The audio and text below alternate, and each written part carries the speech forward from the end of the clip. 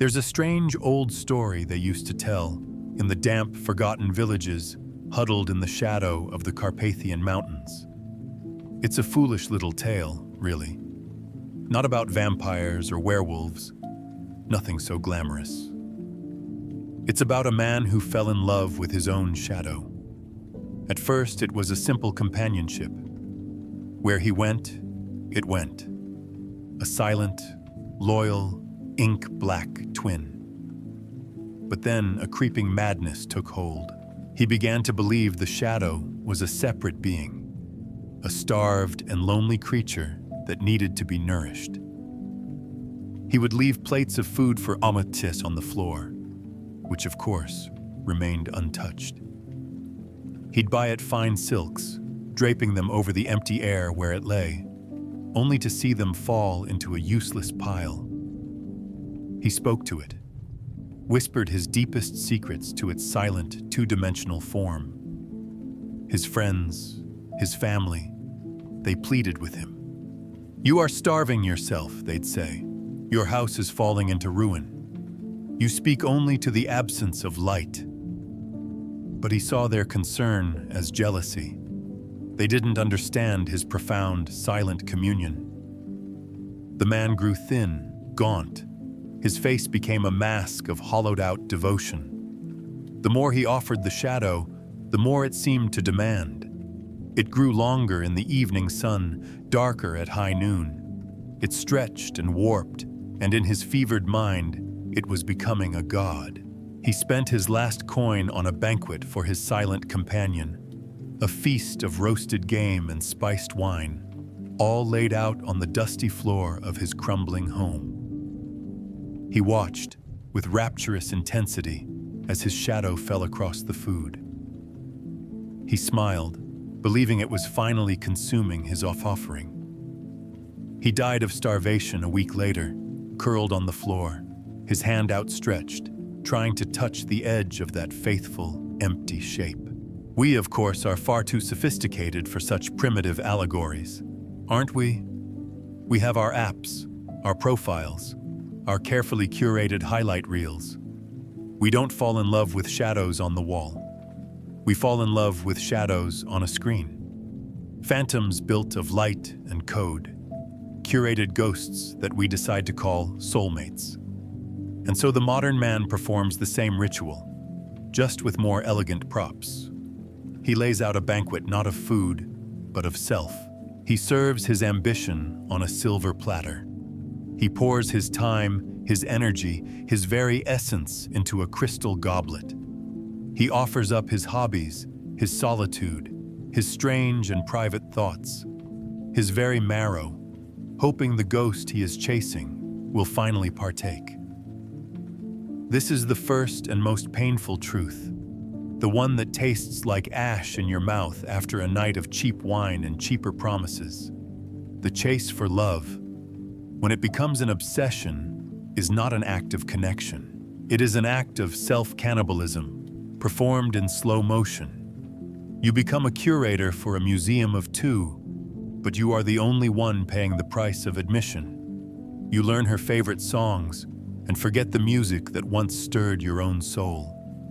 You adopt her opinions on art, on politics, on the proper way to fold a towel, and the sound of your own unvarnished thoughts becomes a faint, irritating hum in the back of your mind.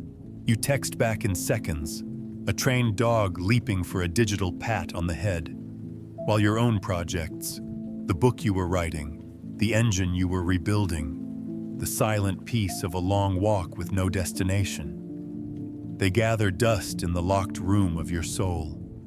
You are not building a relationship.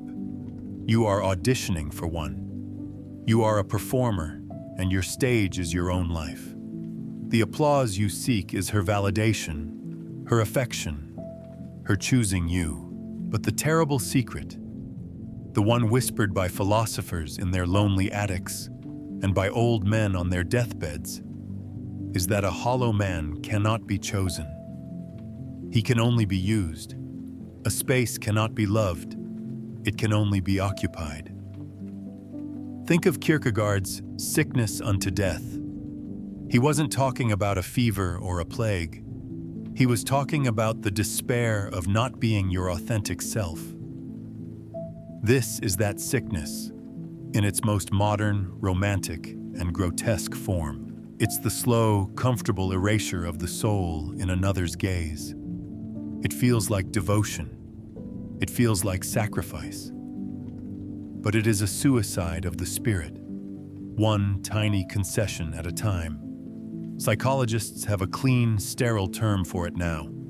They call it identity diffusion. A 2024 study out of a research institute in Helsinki, the kind of study buried in academic journals no one reads, drew a chilling line between what they called performative romantic pursuit in the digital age and a measurable decay in core identity markers.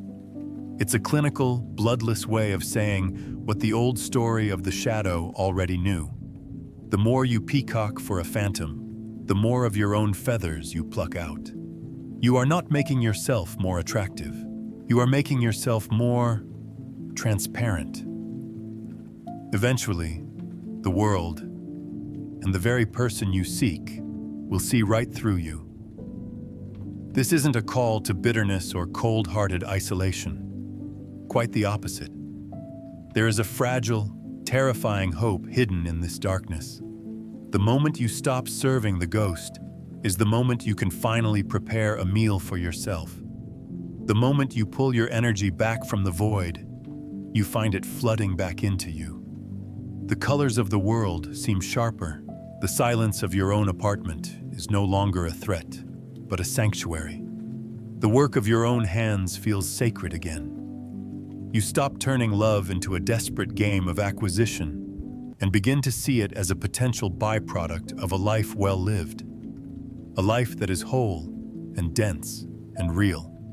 A life that has weight. A house that is owned, not rented. So here's the question I leave with you tonight. As the candle burns low and the shadows stretch across your own floor, look down at your hands. What feast have you prepared for your own ghost? What parts of you have you served up on a platter, hoping for a crumb of validation in return? And tell me, whispering it only to yourself if you must, who is really starving at your table?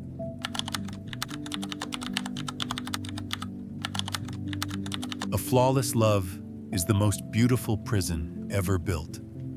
Let me tell you a secret about beautiful things. The kind of beauty that stops your breath. The kind that seems too perfect for this cracked and messy world. It lies. All of it. That perfect, unblemished apple, one bite away from revealing the worm. That serene, glassy lake, its stillness hides the mud and rot at the bottom. The most beautiful things are the most accomplished liars. And the most accomplished liar of all is the ideal of a perfect love. It's the quiet little God we worship in this age of filters and curated realities. We don't build stone altars anymore. We build them out of pixels and expectations. We scroll through the lives of others, these pristine, sun-drenched dioramas of affection, and we think, I want that. That flawless couple, laughing over artisanal coffee, their skin poreless, their arguments seemingly resolved with a single, heartfelt conversation under white linen sheets. This is Machiavelli's deadliest game, not of states and princes, but of the human heart. The strategy is not to win a person, but to construct a reality. To build a cage of such exquisite, breathtaking beauty that the prisoner thanks you for the bars. The man who falls for this trap doesn't seek a partner. He seeks an accessory to his own aesthetic. He wants the woman who is a living, breathing testament to his good taste. She must be intelligent, but not in a way that disrupts his own narratives. Beautiful, but in a way that feels timeless and manageable. Not wild and threatening. Her passions must be neat, her past sanitized, her flaws charmingly minor, like a single artfully placed mole on a marble statue. He becomes a curator of their shared existence. Their home is not a home, it is a gallery. The furniture is arranged for sightlines, not for comfort. The books on the shelf are chosen for the color of their spines. Spontaneity is the enemy. A sudden, messy burst of laughter is a crack in the plaster. A tearful, irrational argument is a vandal splashing paint on the Mona Lisa. He doesn't realize he is building a prison for two. His love is the love of a gardener for a prize-winning rose. He will prune it, feed it, shelter it from the wind and the rain. He will kill any aphid or weed that dares to come near it. He will admire its perfect form, its vibrant color, its delicate scent. But he will never allow it to grow wild. He will never allow it to be just a flower, subject to the whims of the earth. It is an object of control, a testament to his skill as a gardener. And what of the woman in this glass terrarium? She feels the pressure, the silent, crushing weight of his expectations. She learns to perform her role. She smothers her own chaotic, inconvenient, beautifully human impulses. She files down the jagged edges of her personality until they are smooth and harmless. She becomes tasteful, elegant, and hollow. Her laughter becomes a little quieter. Her opinions a little more hedged. She is loved not for who she is, but for the perfection of her performance. She is a ship in a bottle, exquisite to behold, and utterly incapable of sailing on a real ocean. This is the Apollonian dream turned into a suburban nightmare. Nietzsche warned us of this. The triumph of pure, rational, beautiful order, the Apollonian, over the messy, chaotic, passionate, and vital force of life, the Dionysian. A perfect relationship is the ultimate Apollonian fantasy. It is a dream of pure form, of light without shadow. But a life without shadow is the life of a ghost. It has no depth, no texture, no reality. In the quest to eliminate all chaos, you eliminate all life. There's an old, forgotten myth, not Greek, something whispered from the frost-bitten north, about a lonely artisan god who decided to craft the perfect wife. He rejected clay as too common, wood as too perishable. He chose to carve her from a single, flawless diamond. It took him 1,000 years. When he was finished, she was breathtaking. She captured and refracted the light of every star in the cosmos. She was brilliant, indestructible, and silent. He would talk to her for centuries, and she would listen, her facets gleaming with what he mistook for understanding. He would adorn her with galaxies, and she would wear them without complaint. But she could not bleed. She could not weep. She could not offer the warmth of a single breath on a cold night.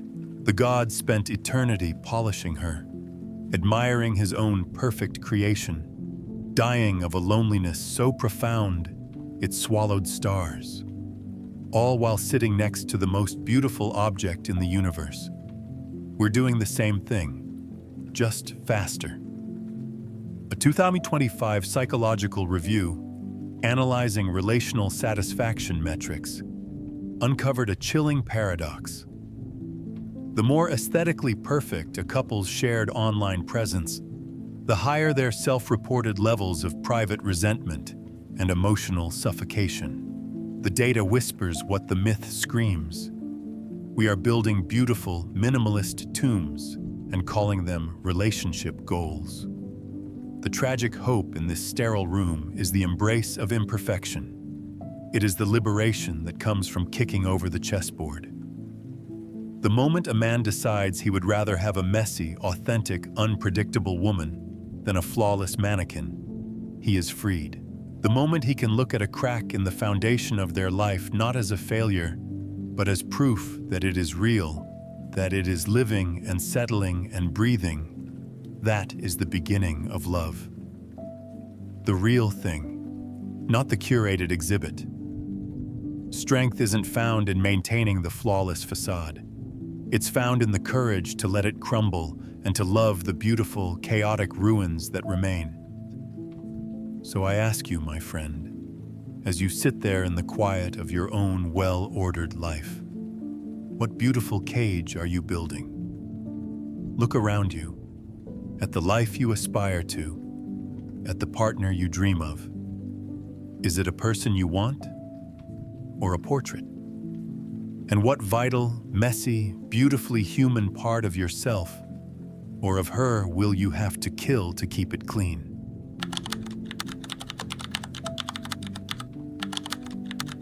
To be free, a man must learn to let his ghosts die. The past is a house of locked doors, and in your hand, 1,000 keys. You think it's choice when you explore, but you are a slave to memories. There is a form of haunting more insidious than any clanking chain or midnight specter. It doesn't rattle the windows. It settles deep within the marrow of your bones. It is the haunting of the past. The warm, benevolent ghosts of what was, and the cold, ravenous ghosts of what could have been. Every man carries a graveyard inside him, a quiet, sprawling landscape of memory where he wanders in the lonely hours. Here is the headstone for the love he fumbled, etched with the epitaph. She was the one. Over there, under a weeping willow, is the monument to the person he used to be. That younger, more hopeful man who believed the world was a story waiting for him to write its heroic ending. And scattered everywhere are the small, unmarked graves of 1,000 tiny regrets. This is the most romantic, and therefore the most dangerous, form of solitude.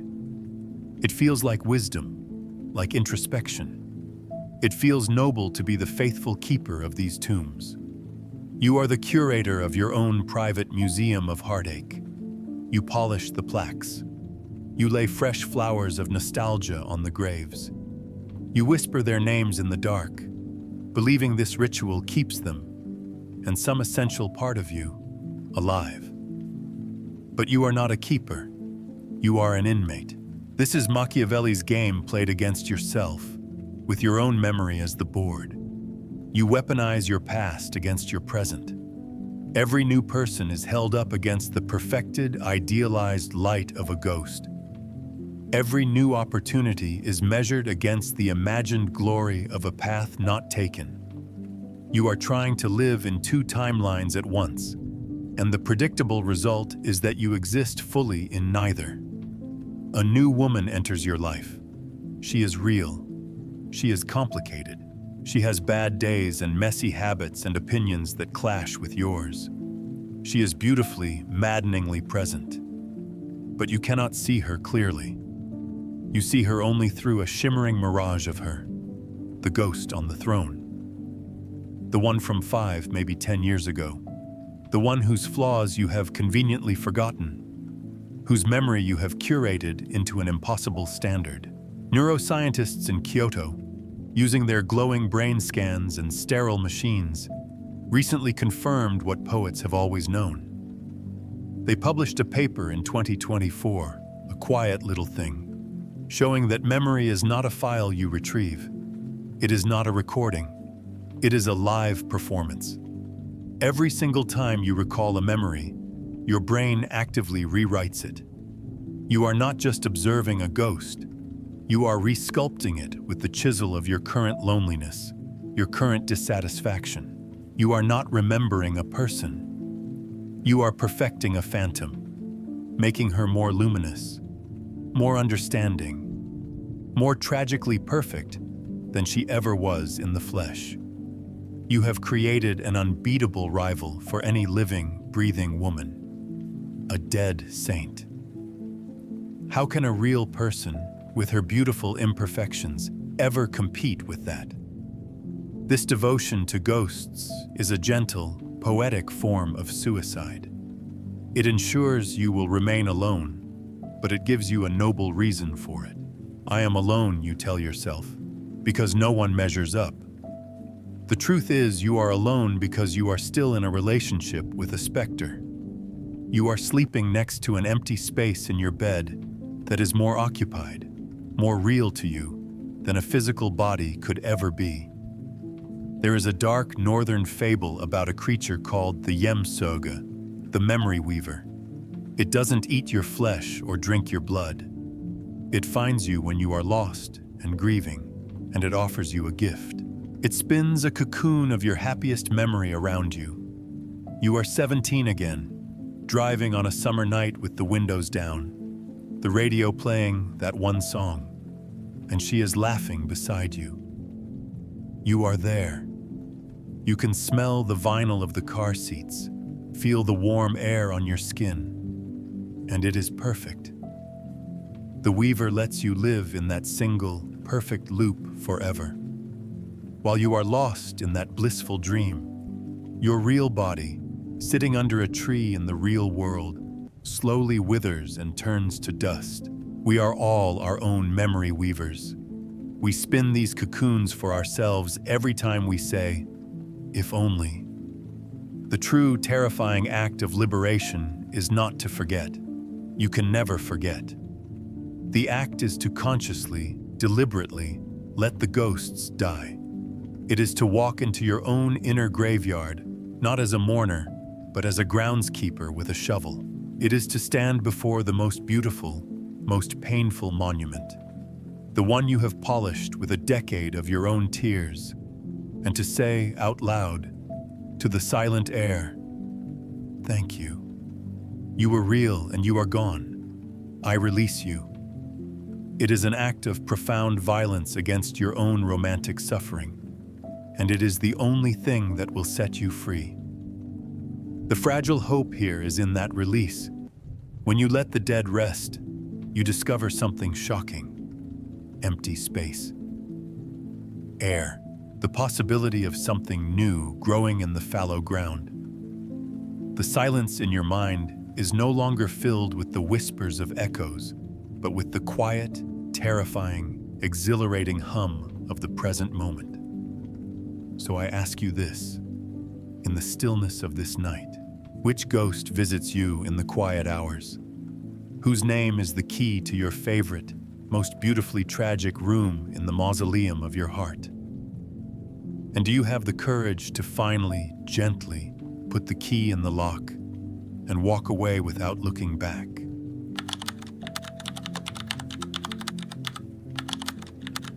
The man who can't be wounded is the man who can't be reached. Imagine a knight. His armor is a masterpiece, forged in the fires of his own past traumas and cooled in the waters of his cynicism. It is seamless, polished to a mirror shine, without a single scratch or dent. He has won every battle he has ever fought. No sword of criticism can pierce him. No arrow of judgment can find a chink. He is a walking fortress, a monument to invulnerability. There is just one problem. The armor is fused to his skin. He can no longer take it off, and he is starving to death inside. This is the great, tragic lie of modern masculinity. The equation of strength with impenetrability. We are taught from boys to build this armor. Don't cry. Don't show fear. Be a rock. Be a provider. Be the unshakable oak in the storm.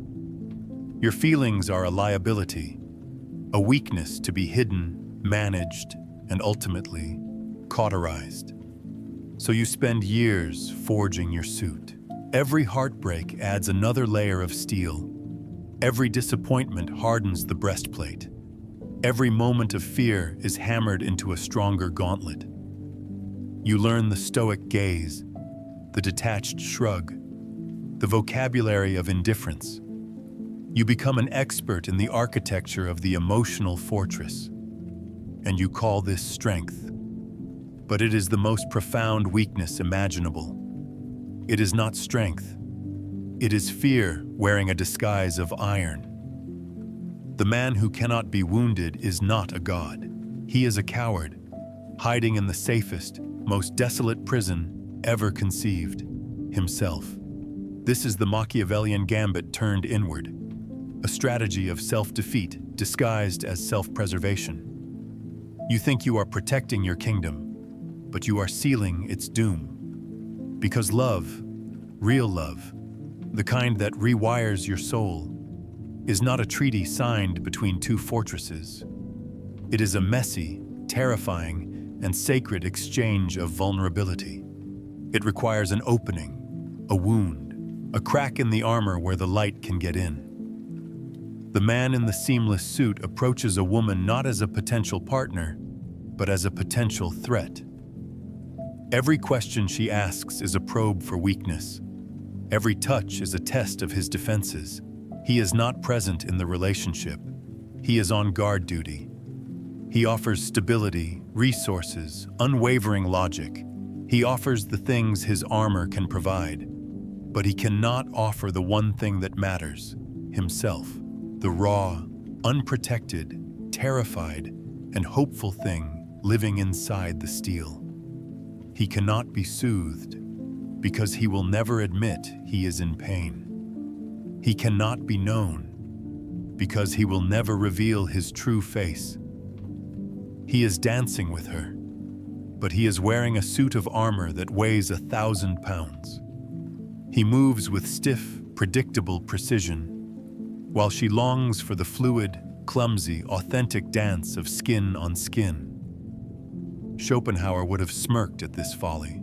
He knew that the will to live, that blind, irrational, striving force within us, cannot be contained by the neat, rational walls we build.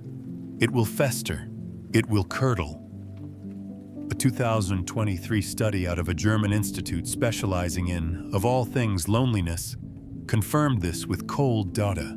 They found that men who scored highest on metrics of self-perceived resilience, the I can handle anything on my own types, also reported the shallowest personal relationships and the highest levels of ambient, existential dread. Their fortress protected them so perfectly that it starved them of meaning. The armor works. That's the tragedy. It keeps everything out. Everything. There's an old tale of a king so consumed by the fear of assassins that he built a palace without a single door or window. He used the world's finest architects to construct an impenetrable cube of marble and granite. He had enough food, water, and wine to last 100 years, all sealed inside with him. He was, by any measure, the safest man in the history of the world. The chronicles say, he died of loneliness within the first year, his screams unheard, his kingdom thriving outside the walls of his perfect safety. You are that king. The hope, the strange and difficult liberation in this truth is a paradox. True strength, true power in the realm of the human heart is not the ability to prevent a wound. It is the courage to choose to be wounded. It is the conscious decision to find a crack in your own armor and hand the person you trust a chisel. It is the terrifying, God-like power of choosing to be vulnerable. To lower the drawbridge of your own accord is not an act of surrender. It is an act of supreme confidence. It is you telling the world and yourself that you are strong enough to be broken and therefore strong enough to be loved. A man who can cry without shame, who can admit his fear without apology, who can say, I need you without feeling diminished. That man is not weak. He is terrifyingly powerful. He has nothing to hide. He is indestructible in his authenticity. He has turned love from a battlefield into a sanctuary, and the price of admission was his own pride. So, go ahead. Polish your armor. Admire its perfect, unblemished surface in the candlelight. Feel the cold, reassuring weight of it on your shoulders. But I dare you, in the suffocating silence of your own perfect safety, to ask yourself a question. What is it that you're really protecting? And is it worth the price of never feeling anything ever again?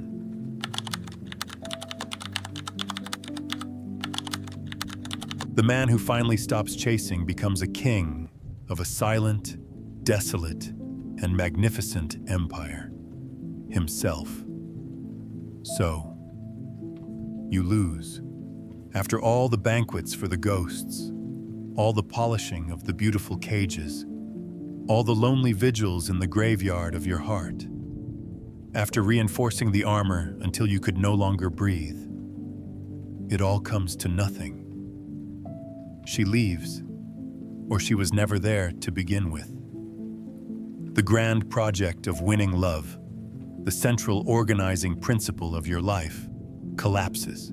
The theater burns down, the audience goes home. The silence that follows is not peaceful. It is absolute. It is the silence of a dead god on an abandoned altar. This is the moment every man fears, the void, the failure, the final undeniable proof of your own unworthiness. You have been checkmated. And in that deafening silence, after the grief and the rage have burned themselves out, the strangest thing happens. You open your eyes. You look around at the ruins of your own making. And for the first time, you are not looking for someone else's reflection in the rubble. You are just looking. This is the fifth and final truth, the one that can only be learned in the ashes. The moment a man truly, finally, stops chasing what destroys him, he is not left with nothing. He is left with everything. He inherits a kingdom. It is a vast and silent kingdom. Its landscapes are the contours of his own mind. Its rivers are his thoughts, flowing clear and cool, no longer muddied by the frantic need for approval. Its mountains are his principles, which he now discovers were there all along, buried under layers of performance and compromise. Its only citizen and its only sovereign is him. This is the great and terrible liberation. The Machiavellian game is over because you have finally stopped playing against an external opponent. The only strategic imperative left is to rule yourself. At first, this kingdom feels like exile. It is desolate. The phone doesn't ring. The nights are long. The habits you built around another person, the goodnight texts, the shared meals, the inside jokes, are now like ghost limbs aching with phantom pains. You are haunted by the echo of a life you failed to build.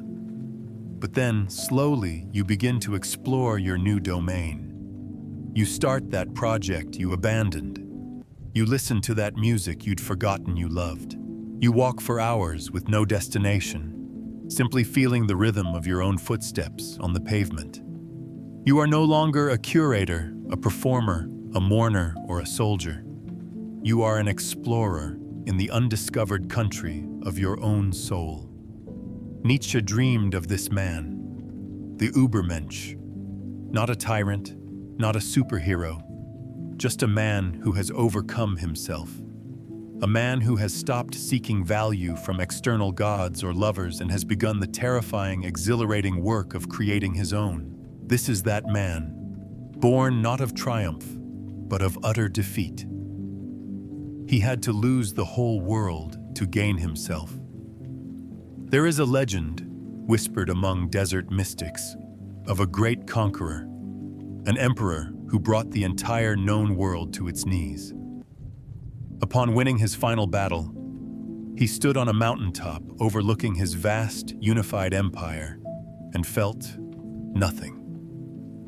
The chase was over, and it had been the only thing giving him life.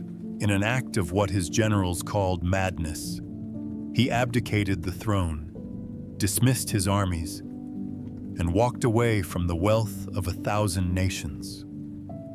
He walked alone into the great, empty desert, with nothing but a canteen of water and the clothes on his back. His advisors were certain he would die.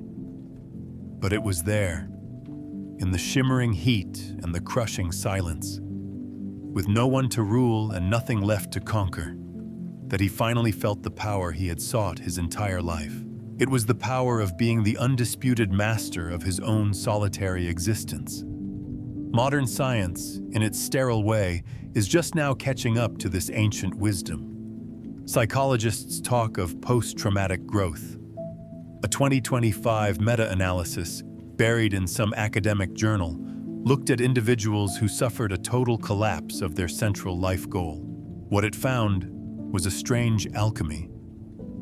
After the fire, after the grief, many survivors reported a reconstructed identity that was stronger, more authentic, and more internally defined than the one they had lost. They had to be shattered to become whole. This kingdom is not a consolation prize. It is the ultimate leverage. The man who rules himself, who needs nothing from anyone, who finds a quiet, profound satisfaction in his own company, becomes magnetic in a way he never could when he was needy and chasing. He no longer seeks love, and so love, in its strange, paradoxical way, may begin to seek him. But it no longer matters.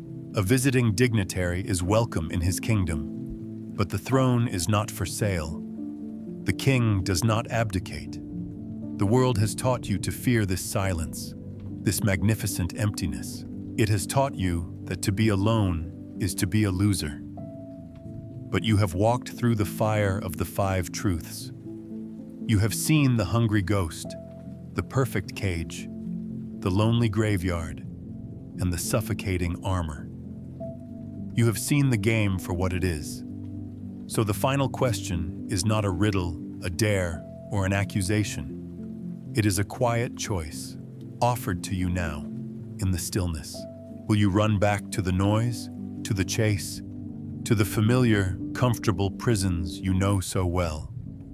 Or will you have the courage to ascend the throne of your own silent kingdom and finally, learn to rule?